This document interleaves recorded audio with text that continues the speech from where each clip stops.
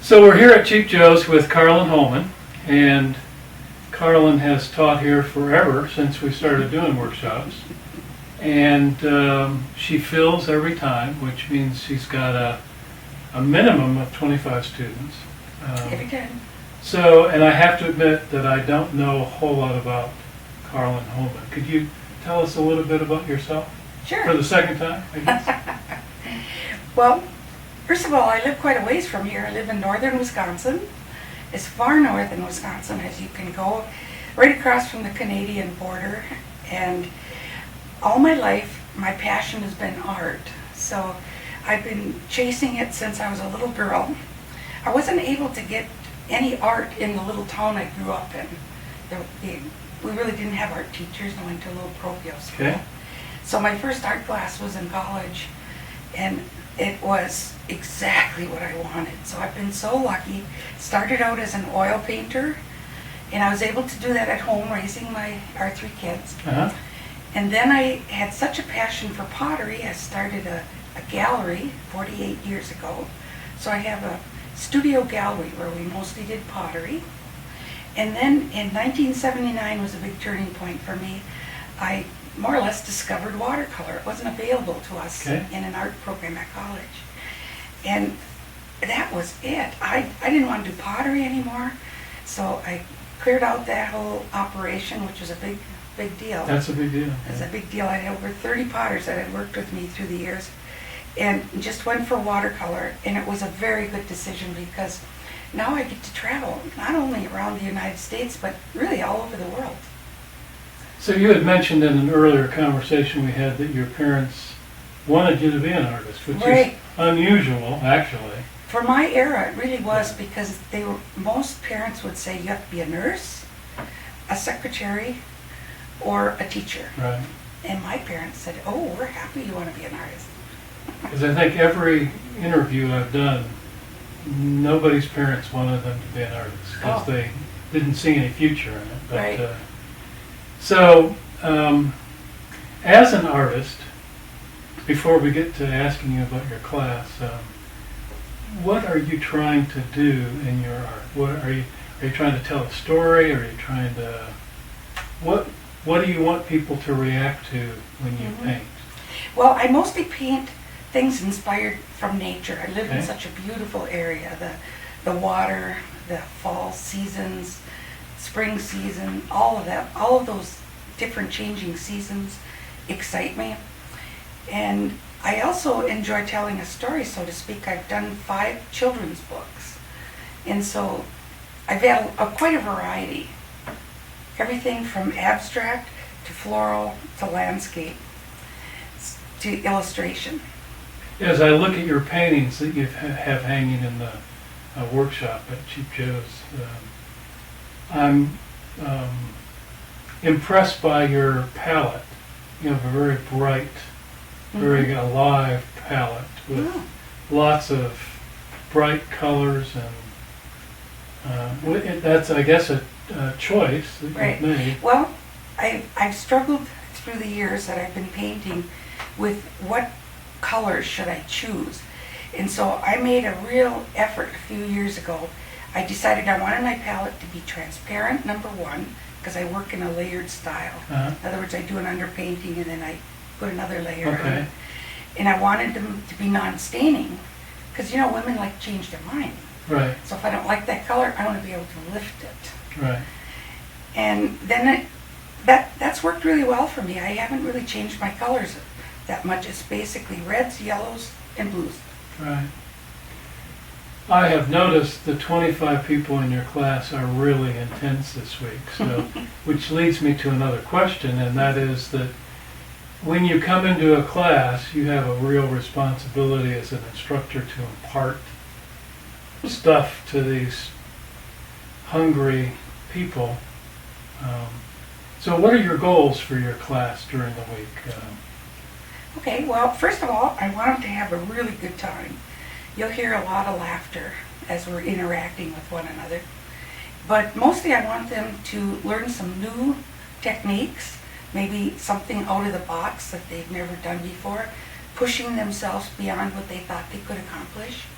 And every year I come up with new lessons. And so you're just seeing one little segment of what I do. Right. Because what I did last year was totally different from what I did the year before.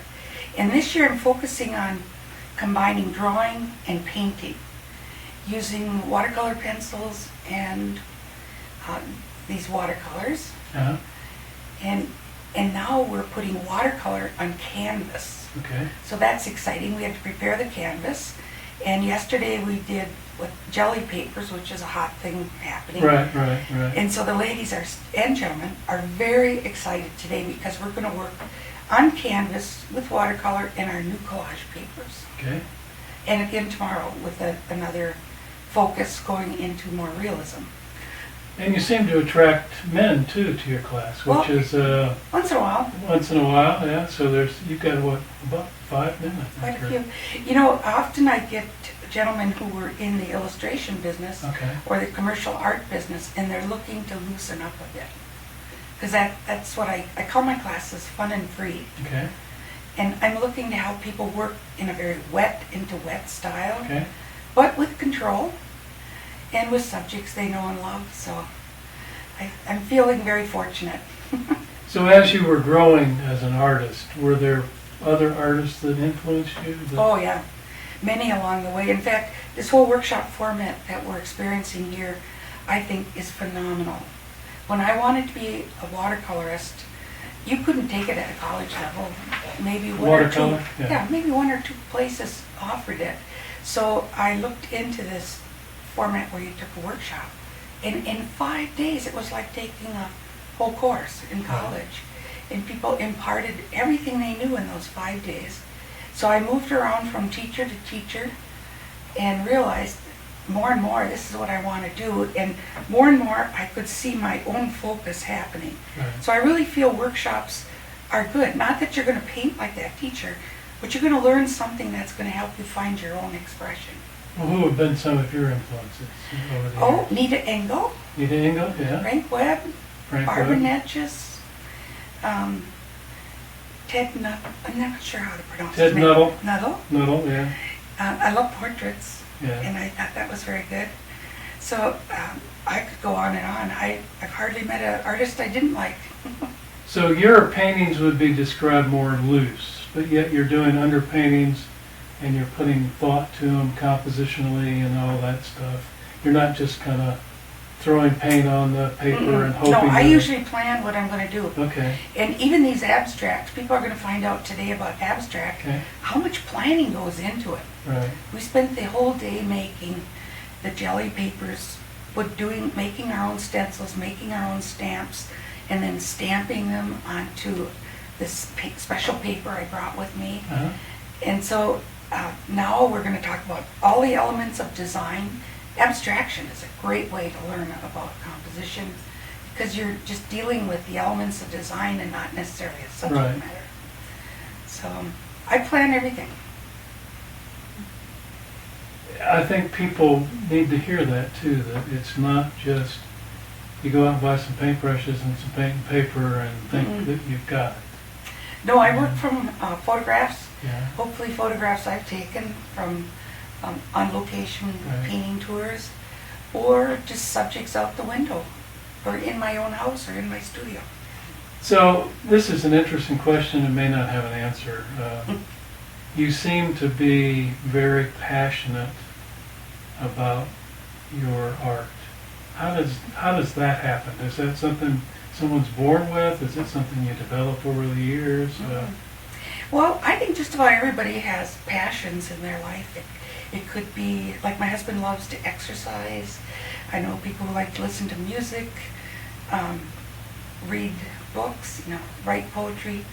And art just seems to be what fits my nature. Okay. Ever since I was a little girl, I would like to draw. And it just amazed my parents because I would draw everything on the table. Okay. And so I think I kind of convinced them I was an artist from the time I was a little girl. They'd buy me paints and they'd Not say, just to keep you quiet. no, right? no, I wanted them, and they'd buy me paints, and I'd paint Jesus, I'd paint everything they wanted me to paint. Right. So when it came time to go to college, they were delighted. I've got several grandkids, and we always get out the paints and the paper, and it's interesting to see what they do and how intense they can be. Oh, yeah. And how Oh, yeah, it's great. I love children's art because you see that there's really nothing wrong with any children's art. Mm-hmm. Absolutely. No matter how discombobulated it may seem, it's always got that passion. It's always got that. It's got something, it's refrigeratable, hanging on your refrigerator. It's, I think some of it's frameable. Yeah, I some of framed it's- up quite a bit of my children's some art. of it's frameable. So, if you could be any artist in history, who would you be? Oh, actually, that's my weakest area. I'm not much of an art historian. Okay. I'm actually more interested in contemporary. Okay. But who would I want to be? That's a question I'd have to think about for Okay. quite a while. Yeah. I do really enjoy Muka.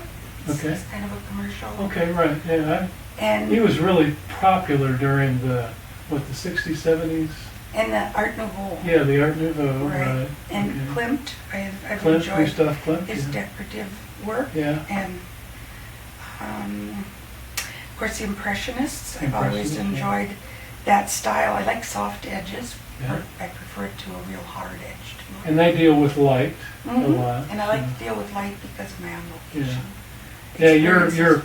your paintings have a lot of light in them. Ah, thank you. That's a part of it. So in closing, do you have any Cheap Joe's stories, any kind of, Oh. anything that you remember about either Cheap Joe or Cheap Joe's, or something that you could let something funny, something profound? Oh, I wish I did. Yeah? It's just always been an extremely pleasant experience, one I really look forward to Yeah. returning each year. Joe is so friendly, and it's always such a gift when he comes into the classroom and gives us all a hug. Yeah. We've gone to dinner quite a bit, so I've enjoyed a lot of Okay. conversations with he and Linda. Always great. In fact, I'm trying to cut back on my workshops, Yeah. but I'm coming back to Cheap Joe's. Yeah, well, that's good. So, in closing, and I know this is sometimes a hard question, why would I want to take a Karlyn Holman workshop? And Well, first of all, you'll have a lot of fun. I have a lot of fun, okay? Okay. And secondly, I probably will be teaching something you haven't done before, Okay, because I lay awake at night thinking about new lessons. okay, I don't necessarily think about my own artwork. I don't enter any shows. I just mostly like to teach, and I love to share new things. So hopefully if you were to come, I'd help you loosen up your style if it needed loosening up. And you would go home with some new ideas and with a new eagerness to go home and paint. okay. So you balance painting and workshops too? I mean, you paint? I do. I have a beautiful studio. I teach out of my studio in my own hometown. Okay, And I live in the town that I was born in. wow, And my latest great-grandchild was the 7th generation born in that little town. wow. So I'm real lucky. I'm surrounded by family. I have a beautiful studio, a gallery with a whole staff of people that keep it operational. And I seem to enjoy a good life. Yeah. Well, it has been really a pleasure talking to you and interacting with your class, and they're all enamored of you, so until the next time, thank you very much. Right, thank you. Okay. Enjoyed it.